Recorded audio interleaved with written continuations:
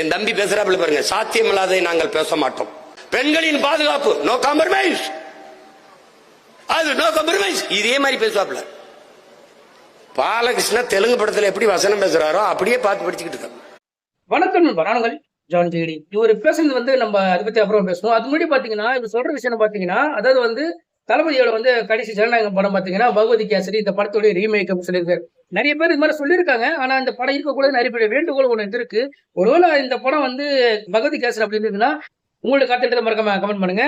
So என்ன விஷயம் பாத்தீங்கன்னா, அதாவது இவர் சொல்ற விஷயம், அதாவது ஜனநாயகன் படத்துல வந்து இந்த நச்சினை இருக்கிற இந்த படத்தை வந்து ரீமேக் அப்படின்றதுனால பாலையா அவர் மாதிரியா வந்து இவர் பேசிக்கிட்டு இருக்காரு. அதாவது படத்துல மட்டும் இல்லாம ரியலியும் சரி, இவரு இந்த கட்சி மீட்டிங்ல போகும்போது பாத்தீங்கன்னா பாலைய மாதிரி வந்து நோ காம்பர்மைன்ஸ் அப்படின்ற மாதிரி பாலைய ஸ்டைல்லே வந்து பேசிட்டு இருக்காரு.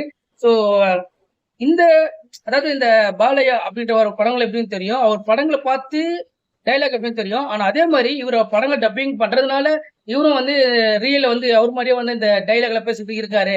சோ உங்களோட கொள்கை என்னது, உங்களுடைய இதுன்றது எதுவுமே தெரியாம இருக்காங்களே அப்படின்னு சொல்லி இவருடைய கோரிக்கை ஒன்று வச்சிருக்காரு. சோ சீமான் இவரை பத்தி நான் பேசுற இந்த வார்த்தை வந்து உங்களுடைய கருத்து மறக்காம கமெண்ட் பண்ணுங்க. முடிஞ்ச என் சேனலை ஃபாலோ பண்ணீங்க. ஒருவேளை பகவதி காசு இருந்தா என்ன பண்றேன்னு தெரியலையாப்பா, இருந்தா நல்லா இருக்கும்ன்றீங்க.